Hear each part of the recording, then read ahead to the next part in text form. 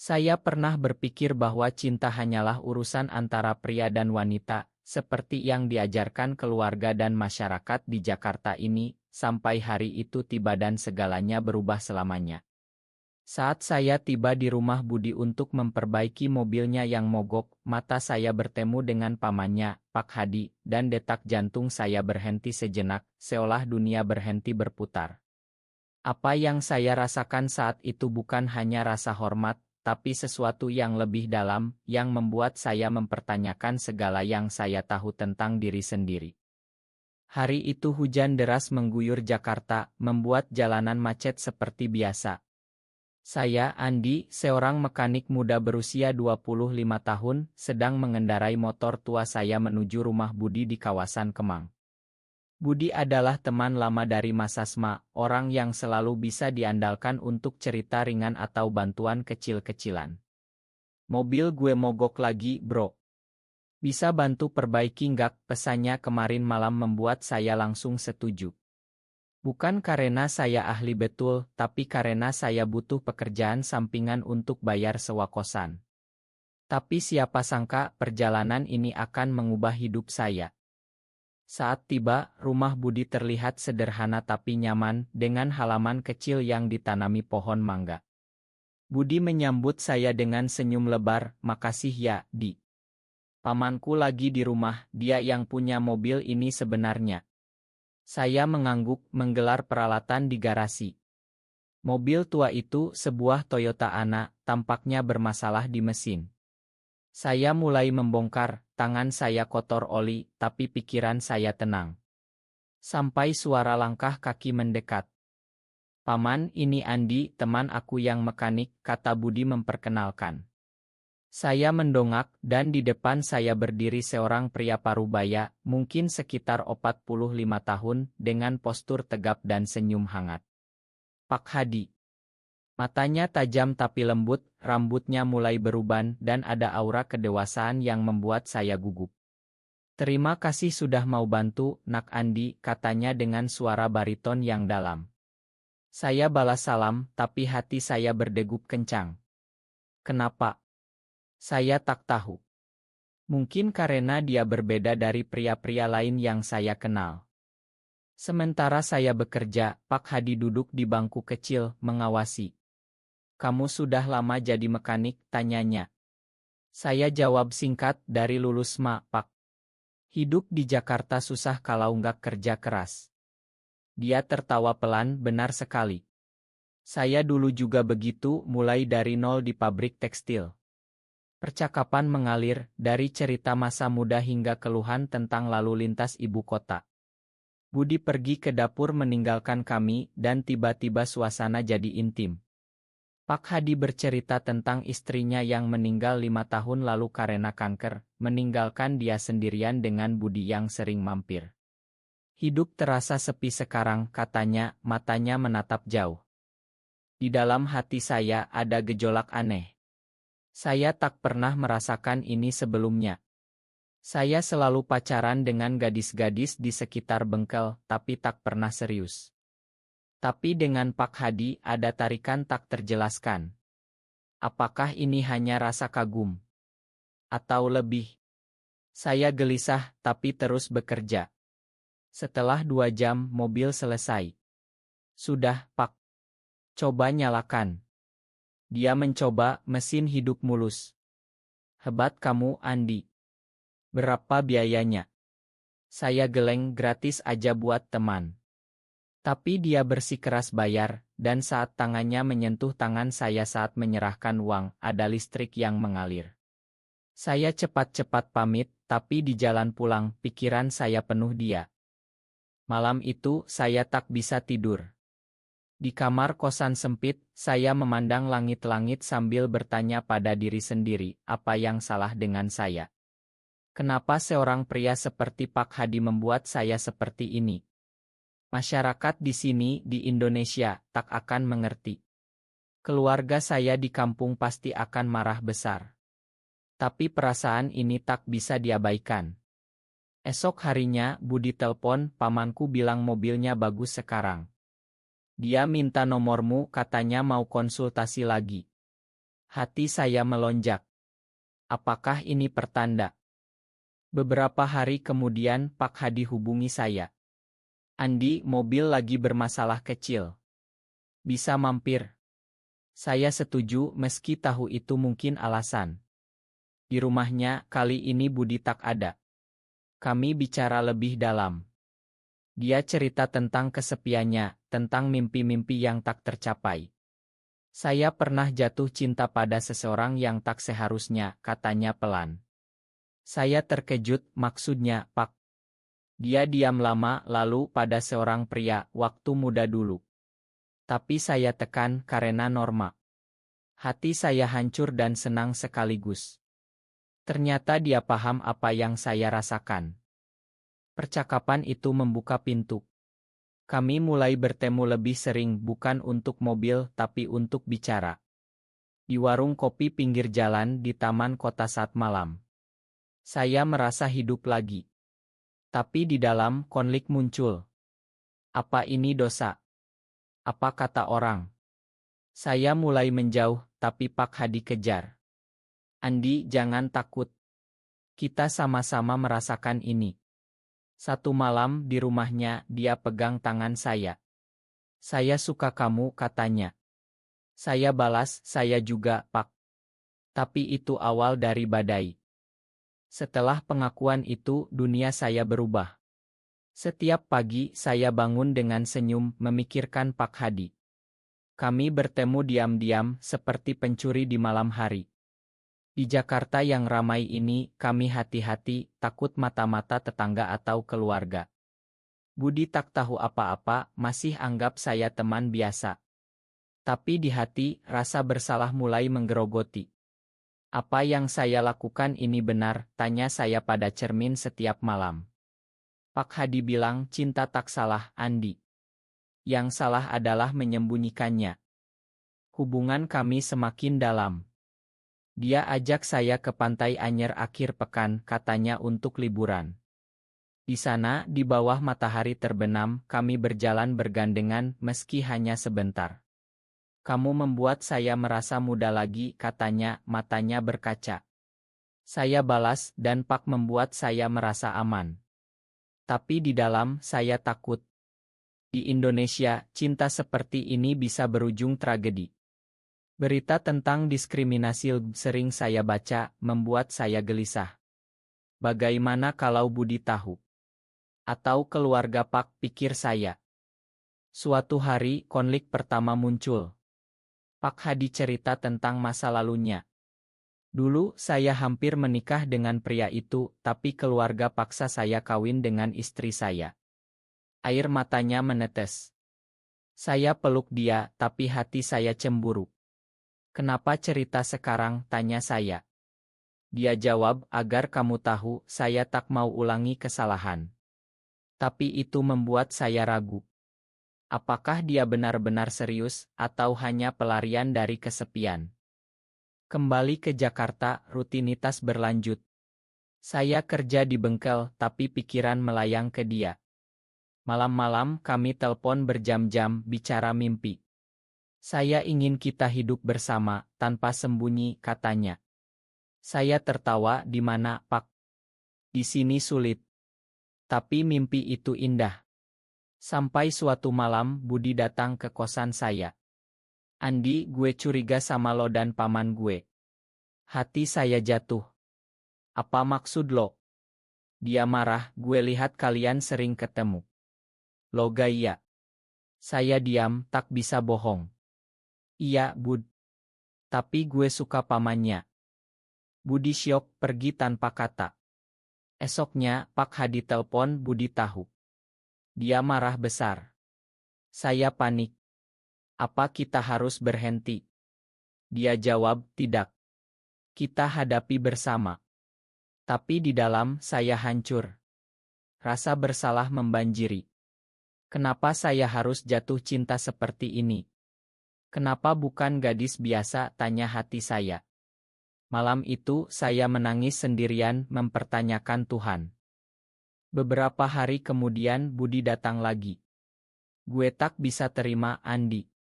Paman gue sudah tua, lo ngerusak keluarga. Kami bertengkar hebat.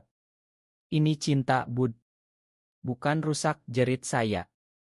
Dia pergi mengancam cerita ke keluarga. Pak Hadi datang malam itu memeluk saya. Kita kuat, Andi.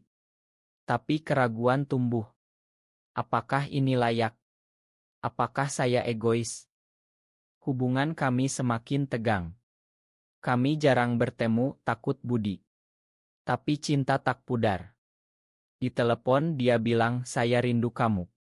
Saya balas, saya juga. Tapi di hati badai semakin kencang. Saya mulai berpikir mundur. Mungkin ini salah, gumam saya. Tapi setiap ingat senyumnya, hati luluh. Akhirnya, Pak Hadi ajak bicara serius. Ikai kecil di Blok M, dia katakan kita harus putuskan. Kalau terus, Budi bisa hancur. Air mata saya jatuh. Tapi saya cinta Pak. Dia pegang tangan saya juga. Tapi keluarga lebih penting. Hati saya robek. Apakah ini akhir? Malam itu saya tak tidur. Pikiran berputar, cintas Norma. Saya ingat masa kecil, ayah bilang jadi pria sejati, Andi. Tapi apa artinya? Saya menangis, merasa terkutuk. Esoknya saya telepon Pak Hadi. Kita lanjut, Pak. Saya tak bisa tanpa kamu. Dia diam, lalu baiklah. Tapi hati-hati. Konflik baru muncul. Teman bengkel curiga. Lo sering melamun di pacar baru. Saya bohong. Tapi tekanan semakin berat. Di dalam saya berperang dengan diri sendiri. Apakah ini dosa besar, tanya hati. Tapi cinta Pak Hadi memberi kekuatan. Badai semakin mendekat. Setelah keputusan lanjut, Budi tak berhenti. Dia hubungi keluarga Pak Hadi di desa, cerita semuanya. Paman gue gay sama teman gue, katanya.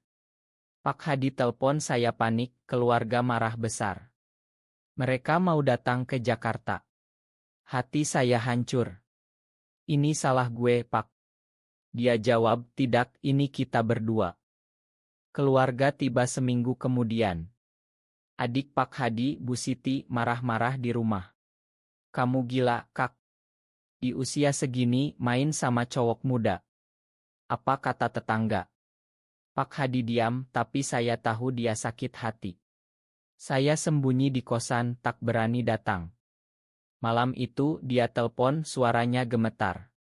Mereka suruh saya putus. Bilang ini haram. Saya menangis, jangan dengar mereka, Pak. Tapi di hati, saya ragu. Apakah kita melawan Tuhan? Konflik internal semakin dalam. Setiap sholat, saya berdoa, ya Allah, tolong tunjukkan jalan. Tapi jawaban tak datang. Saya ingat cerita Pak Hadi tentang cinta lamanya yang berakhir tragis karena tekanan masyarakat. Jangan sampai kita begitu, katanya. Tapi sekarang sepertinya itu nasib kita. Budi datang ke bengkel saya. Lo harus jauhi paman gue, Andi. Kalau enggak, gue lapor polisi. Ancaman itu membuat saya marah. Polisi apa? Cinta bukan kriminal, jerit saya. Kami hampir baku hantam, tapi teman pisah. Malam itu saya cerita ke Pak Hadi. Kita harus kabur, katanya setengah bercanda. Tapi di mata saya itu ide bagus. Ke Bali, Pak. Mulai baru. Dia tertawa pahit, impian indah, tapi realita keras.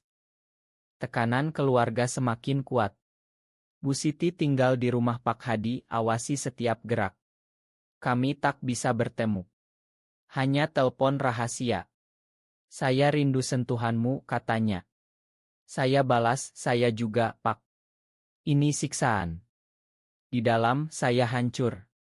Rasa bersalah membunuh. Kenapa saya lahir begini? Kenapa tak normal, tanya hati setiap malam. Saya mulai minum untuk lupakan. Suatu hari, Bu Siti telepon saya. Nak Andi, tolong jauhi kakak saya. Dia sakit karena kamu. Saya syok. Sakit apa, Bu? Depresi, tak makan. Hati saya robek. Saya pergi ke rumahnya malam itu sembunyi. Pak Hadi tampak kurus, matanya cekung. Andi, bisiknya saat peluk. Kita tak bisa terus begini. Air mata kami bercampur. Malam itu kami bicara panjang. Mungkin kita harus akhiri, katanya. Saya protes, tidak. Saya cinta Pak. Tapi dia bilang untuk kebaikan semua. Hati saya perang. Bagian satu ingin lari, bagian lain ingin taat norma. Apa arti cinta kalau menyakiti orang, gumam saya. Esoknya saya putuskan temui Budi. Gue minta maaf, Bud. Gue akan mundur. Dia terkejut beneran. Saya angguk meski hati berdarah. Tapi saat pulang Pak Hadi telepon. Jangan mundur, Andi. Saya tak bisa tanpa kamu. Konflik semakin rumit. Saya terjebak antara cinta dan tanggung jawab. Di dalam, emosi membara. Saya ingat masa kecil di kampung Jawa di mana pria harus kawin dan punya anak. Saya gagal jadi pria, pikir saya. Tapi Pak Hadi beri harapan. Cinta kita suci, Andi. Tapi masyarakat bilang lain. Akhirnya, klimaks mendekat. Bu Siti tahu kami masih kontak. Dia marah, usir Pak Hadi dari rumah warisan. Pergi sana. Kamu aib keluarga. Pak Hadi homeless, tinggal di hotel murah. Saya ajak ke kosan saya. Kita bersama sekarang, katanya. Tapi Budi tahu dan ancam lagi. Malam itu kami duduk di lantai, saling genggam. Apa selanjutnya, Pak, tanya saya. Dia jawab, kita lawan. Tapi di hati, ketakutan semakin besar. Emosi meluap, saya menangis di pelukannya. Kenapa hidup begini sulit? Kehidupan kami berubah jadi pelarian. Pak Hadi tinggal di kosan saya, kami hati-hati agar tak ketahuan. Tapi rahasia tak abadi. Tetangga mulai gosip. Itu cowok tua siapa? Pacar lo ya, ditanya Mbak Kos. Saya bohong, paman gue. Tapi hati gelisah. Setiap malam kami bicara tentang masa depan. Mungkin pindah ke Yogyakarta, mulai bisnis kecil, katanya. Saya angguk tapi ragu. Keluarga Pak gimana? Dia diam, mereka tak mau tahu lagi. Emosi semakin intens. Saya merasa bersalah atas penderitaannya. Ini karena gue, Pak. Kalau nggak ketemu gue, Pak masih aman. Dia peluk saya, tidak. Ini karena cinta. Tapi di dalam, saya perang dengan diri. Apakah cinta ini layak harga ini, tanya hati. Saya mulai mimpi buruk tentang keluarga marah, masyarakat lempar batu. Budi tak berhenti. Dia datang dengan teman-temannya, marah. Lo ngerusak paman gue. Pergi dari hidupnya. Kami bertengkar isik, pukulan mendarat. Pak Hadi pisah, tapi saya terluka. Malam itu, di kamar, dia obati luka saya. Makan saya, Andi. Ini salah saya. Air matanya jatuh. Saya peluk, tidak, Pak. Kita bersama. Tapi pengkhianatan datang. Suatu hari, saya pulang kerja, lihat Pak Hadi bicara dengan Bu Siti di telepon. Iya, Bu. Saya akan pulang. Ini kesalahan. Hati saya hancur. Saya konfrontasi. Pak bohongi gue. Dia menangis, saya takut kehilangan semuanya. Pengkhianatan itu menusuk dalam. Pak janji lawan bersama, jerit saya. Dia minta maaf, saya lemah, Andi. Malam itu saya pergi, tinggalkan dia. Di jalanan Jakarta malam, saya menangis sendirian. Kenapa dia khianati gue? Setelah semua pengorbanan. Emosi membanjiri, marah, sedih, kecewa. Saya minum di warung, lupakan. Esoknya, Pak Hadi cari saya. Andi, ma. Saya tak jadi pulang. Saya pilih kamu. Tapi kepercayaan retak. Bagaimana gue percaya lagi, tanya saya. Kami bicara berjam, dia jelaskan ketakutannya. Saya takut sendirian lagi. Akhirnya saya makan tapi luka tetap. Hubungan kami pulih pelan. Kami pindah ke apartemen kecil di pinggiran. Hidup sederhana tapi penuh cinta. Tapi masyarakat tak diam, berita tentang pasangan gay di Jakarta mulai ramai, membuat kami takut. Kita harus sembunyi selamanya, tanya saya. Dia jawab kalau perlu, ya. Emosi semakin dalam. Saya mulai tulis diari curhat hati. Cinta ini indah tapi menyakitkan. Setiap hari, saya perang dengan dunia. Pak Hadi baca, menangis. Kita kuat, Andi. Tapi klimaks tiba. Budi bawa polisi, tuduh kami immoral. Ini melanggar norma, kata mereka. Kami ditahan semalam. Di sel, Pak Hadi pegang tangan saya. Ma, Andi. Ini akhir. Saya menangis, tidak, Pak. Kita lawan. Esoknya dibebaskan karena tak ada bukti. Tapi trauma dalam. Saya depresi, tak mau makan. Pak Hadi rawat saya. Kamu alasan saya hidup, katanya. Emosi meluap, saya peluk dia erat. Jangan tinggalkan gue lagi. Setelah itu kami putuskan pindah ke Bali. Di sana lebih bebas. Kami mulai hidup baru, buka usaha kecil. Tapi luka masa lalu tetap. Setiap malam saya ingat pengkhianatan tapi cinta menang. Di Bali hidup kami seperti mimpi. Pantai, angin laut membuat luka pelan hilang. Kami buka warung kecil di Kuta, jual makanan ringan. Pak Hadi masak, saya urus mekanik mobil turis. Ini hidup baru, Andi, katanya setiap pagi. Saya senyum tapi di hati bayang masa lalu masih ada. Apakah kita benar-benar bebas, tanya saya. Emosi semakin berat. Saya mulai mimpi tentang Budi, tentang keluarga yang marah. Bangun tengah malam, menangis. Pak Hadi bangun, peluk. Cerita Andi. Saya curhat, gue takut kehilangan Pak lagi. Dia janji tidak akan.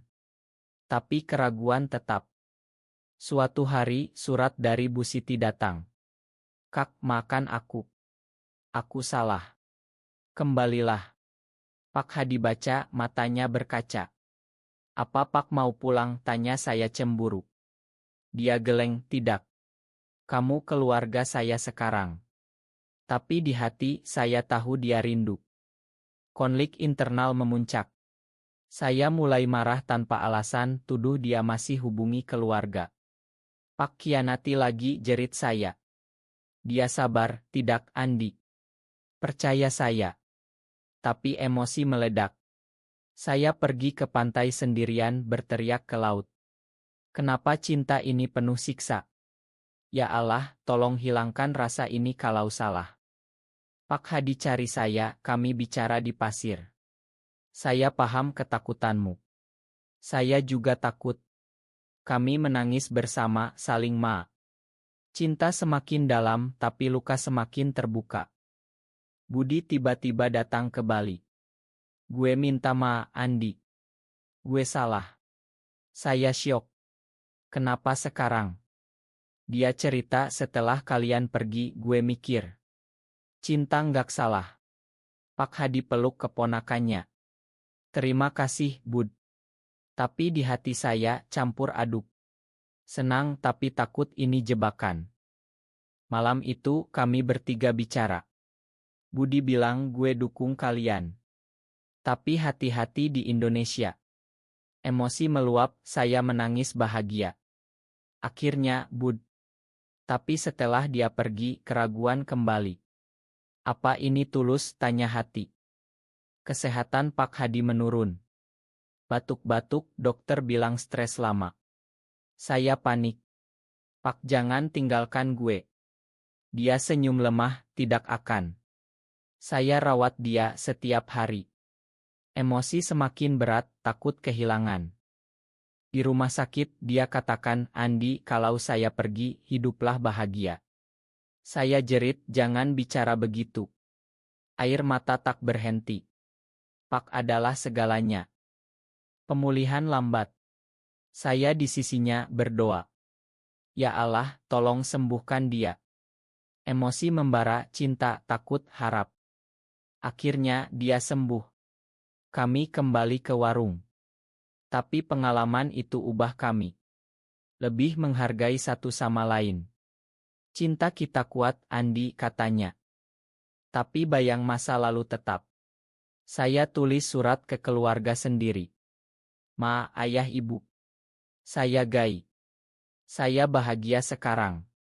Tak ada balas, tapi hati lega. Tahun berlalu di Bali. Warung kami sukses, turis banyak.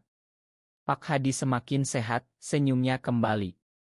Tapi emosi dalam hati saya semakin kompleks. Setiap lihat pasangan hetero di pantai, saya iri. Kenapa kita tak bisa seperti mereka, tanya hati. Pak Hadi tahu peluk saya. Kita spesial, Andi. Suatu hari, berita besar, Indonesia mulai diskusikan hak LGBTQ. Kami senang, tapi takut. Mungkin suatu hari kita bisa kawin, katanya bercanda. Saya tertawa, tapi mimpi itu indah. Budi datang lagi dengan istri. Gue bahagia lihat kalian. Kami bicara masa lalu. Ma atas semua, Bud. Dia peluk saya. Sudah lalu. Tapi klimaks emosi tiba. Pak Hadi usul kita adopsi anak yatim. Saya terkejut. Bisa. Dia angguk, di sini mungkin. Kami urus dapat anak laki-laki kecil, namanya Riko. Hidup kami lengkap. Tapi tantangan baru, mengajari dia tentang cinta kami. Riko tanya, kenapa dua ayah? Saya jelaskan, cinta tak lihat gender. Emosi membuncah, takut dia tak paham. Tapi dia senyum, aku sayang kalian. Keluarga Pak Hadi akhirnya datang. Bu Siti menangis, Ma, Kak. Aku salah. Mereka peluk, rekonsiliasi. Hati saya penuh. Akhirnya, penerimaan. Di akhir hari, di pantai, Pak Hadi pegang tangan saya. Terima kasih atas semuanya, Andi. Saya balas, saya yang terima kasih. Cinta ini ubah hidup gue. Hidup tak sempurna. Masih diskriminasi, tapi kami kuat. Cinta kami, meski penuh badai, berakhir dengan harapan. Di Indonesia yang berubah pelan, kami jadi contoh bahwa cinta sejati menang. Saya pernah berpikir cinta seperti ini mustahil, tapi sekarang, dengan Pak Hadi dan Riko, saya tahu, cinta adalah kebebasan. Dan itu personel.